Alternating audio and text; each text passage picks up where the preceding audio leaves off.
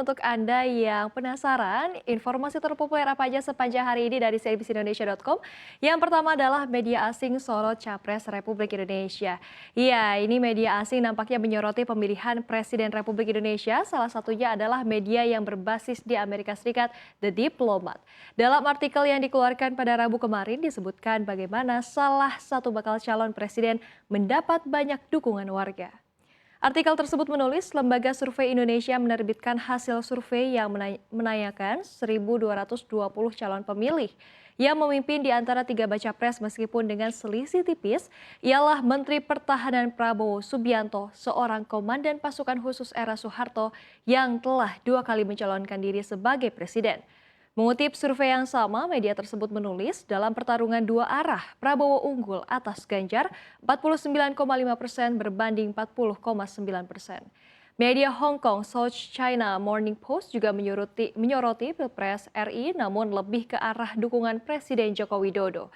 Media tersebut mengeluarkan artikel dengan menulis Partai Demokrasi Indonesia Perjuangan yang berkuasa telah berusaha untuk menegaskan kembali dukungan Presiden Joko Widodo untuk calon presidennya Ganjar Pranowo, menyusul spekulasi tentang siapa yang akan didukung oleh pemimpin tersebut.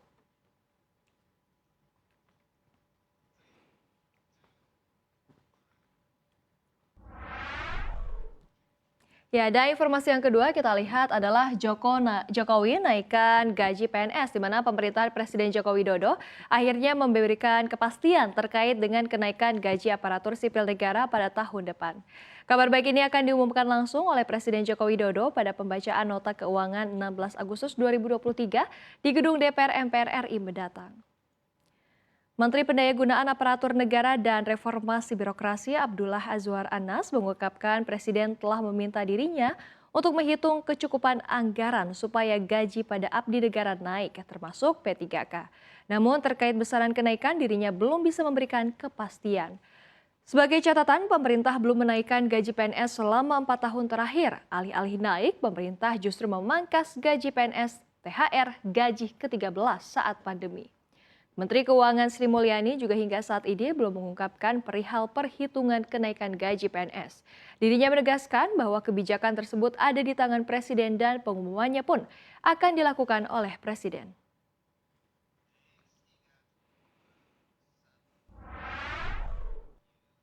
Ya, dan informasi yang ketiga adalah malapetaka bumi makan korban.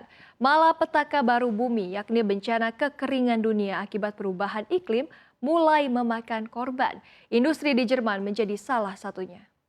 Kekeringan yang melanda Jerman membuat Sungai Rhein yang menjadi poin vital transportasi logistik mengalami penyusutan dan pendangkalan. Hal ini berdampak pada gangguan pengiriman barang.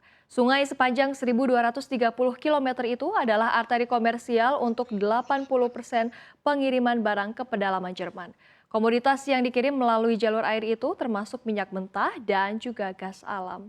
Ya, kedalaman Sungai Rhein ini kembali mencapai titik terdangkal tahun ini dan membuat kapal pengangkut tak bisa melintasi jalur air.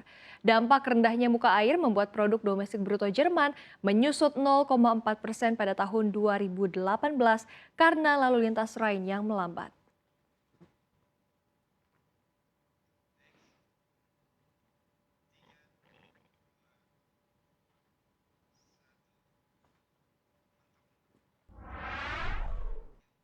Ya, dan informasi yang terakhir adalah ikan kiamat raksasa muncul. Seekor ikan raksasa misterius ditemukan oleh sebuah grup penyelam.